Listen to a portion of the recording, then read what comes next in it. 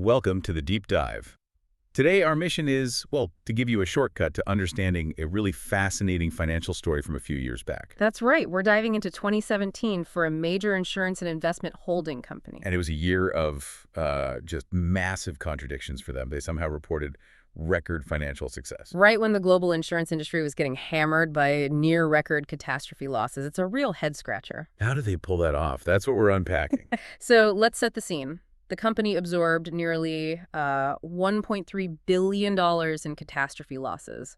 Think hurricanes, wildfires, the works. Ouch. Yeah. Yet they ended the year with record net earnings, $1.7 billion.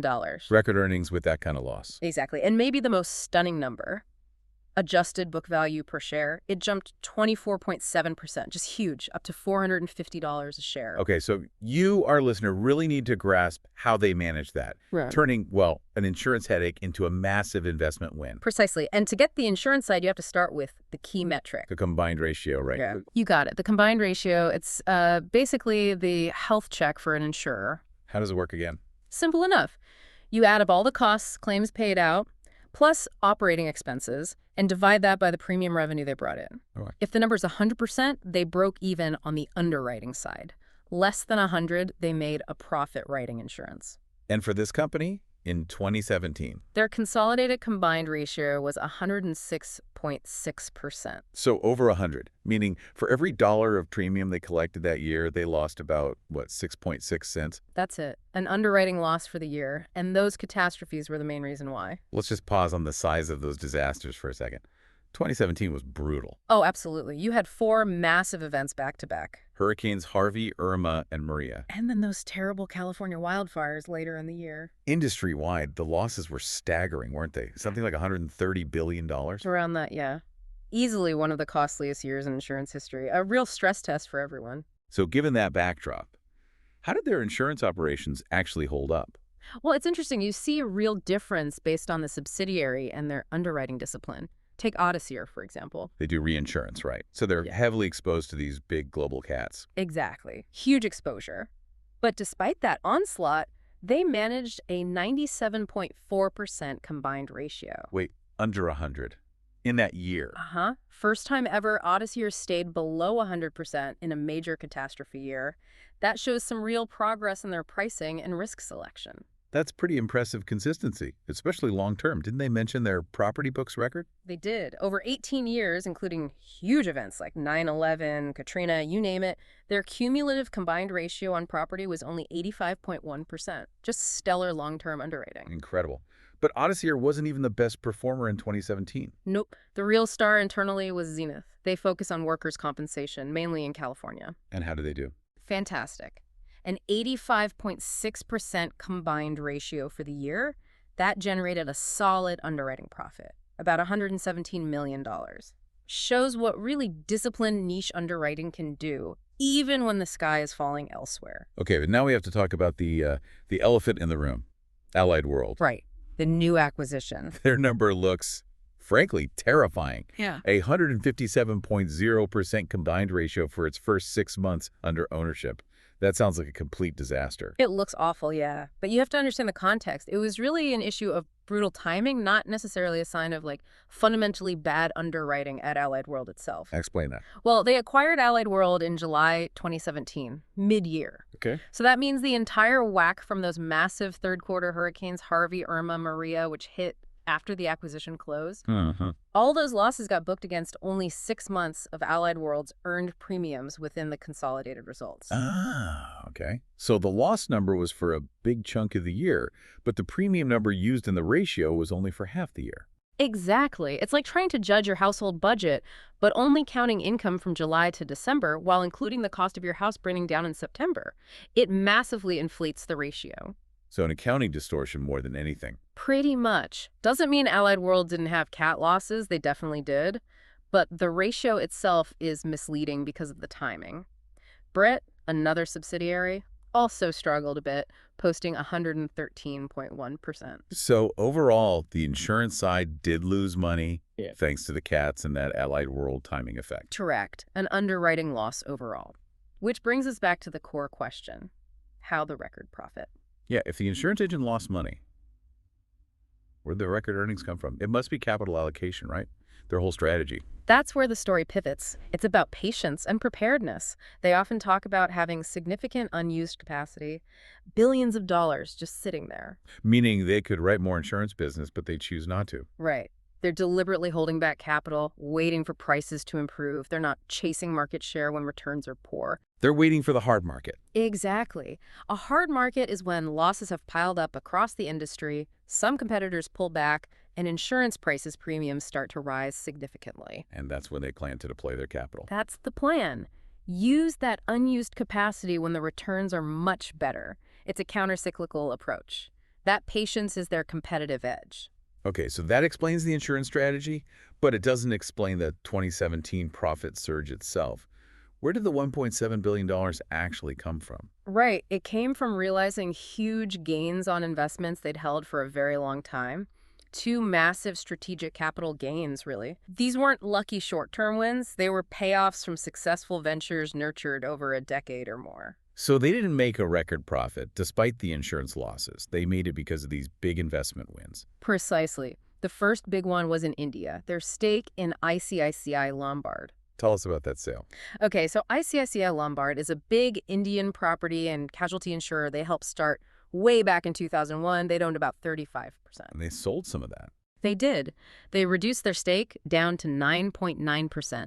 And this wasn't just about taking profits. It was actually a strategic necessity. How so? Well, Indian regulations limit how much ownership you can have in multiple insurance companies by dropping below 10% in ICICI Lombard. Ah, that freed them up to do something else. Exactly. It cleared the way for them to launch their new fully digital insurance venture in India called Digit, which they see as having enormous potential.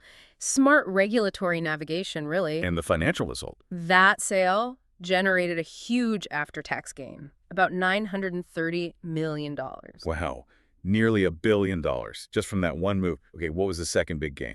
Was the sale of First Capital, based in Singapore. They sold it to Mitsui Sumitomo, a big Japanese insurer. And the numbers on that one? Even bigger. Total proceeds were $1.7 billion. That resulted in an after-tax gain of about $1.0 billion. Another billion. So nearly $2 billion in gains just from those two sales. That's what drove the record earnings. And the story behind First Capital is fantastic, too. It speaks volumes about their investment philosophy. How so?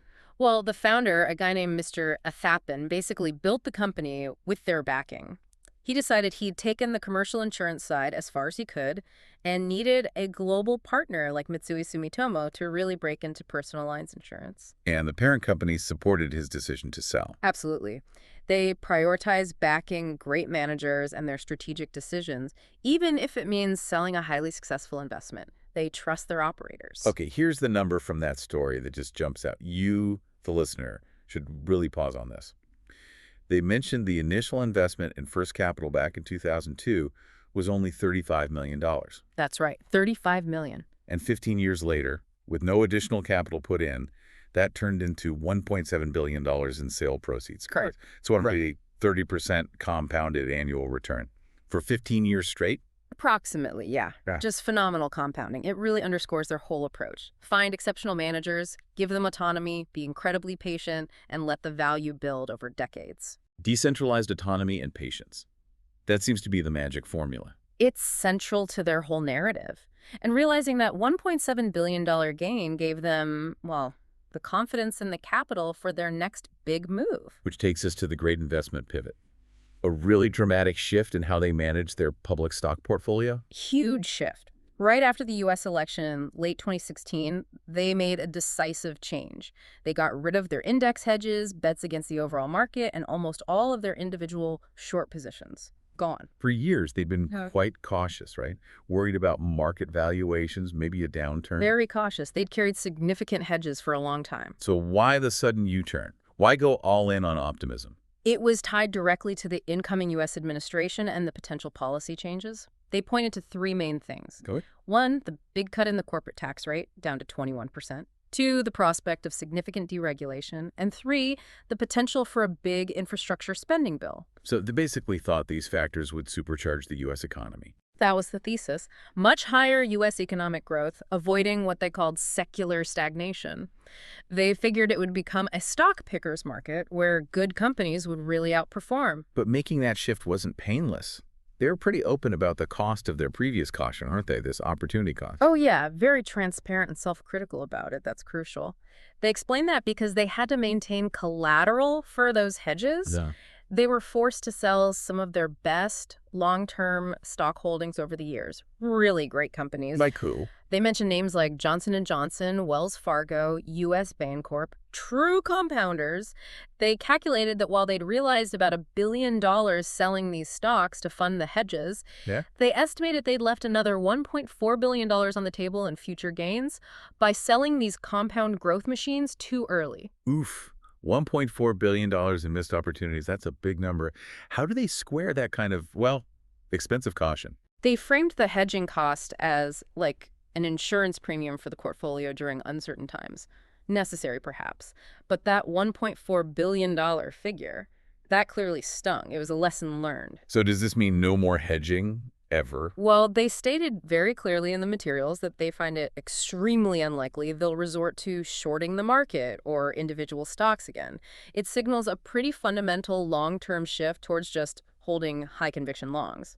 Interesting. Okay. Beyond the U.S. investment shift, 2017 was also a year they really expanded their global footprint, especially through buying assets from AIG. Absolutely. Big moves into new territories. They bought AIG operations in Latin America. Think Argentina, Chile, Colombia, Uruguay. And also in Europe. Yeah, Central and Eastern Europe. Poland, Hungary, Czech Republic, Romania, Slovakia, Bulgaria.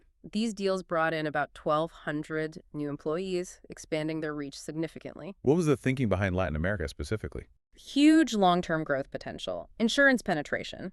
The amount of insurance people buy relative to GDP is just way lower there than in developed countries. So as the middle class grows, there's enormous room for the insurance market to expand. Makes sense, but their conviction seems deepest when they talk about India. Oh, definitely. India is consistently highlighted as, well, maybe their single biggest long-term opportunity. They've invested something like $5 billion across various businesses there. Employing a lot of people, too. A huge number, around 285,000 people across their Indian investments, and the results are starting to show. Like Fairfax, India. Yeah, that's their dedicated India investment vehicle run by Chandran Ratnaswamy. It was already showing good returns market value of $753 million on a $469 million investment back then. And there was another example, Quess. Phenomenal story. Quess is a business services and staffing company. They initially invested about $47 million. By 2017, its market valuation had crossed $1 billion. Wow, from $47 million to over $1 billion. Incredible growth. So much so that their subsidiary, Thomas Cook India, was planning to spin Quess out as its own separate public company in 2018. Just shows the power of backing the right teams in the right market. Okay, let's talk about another, maybe more contrarian bet they were making.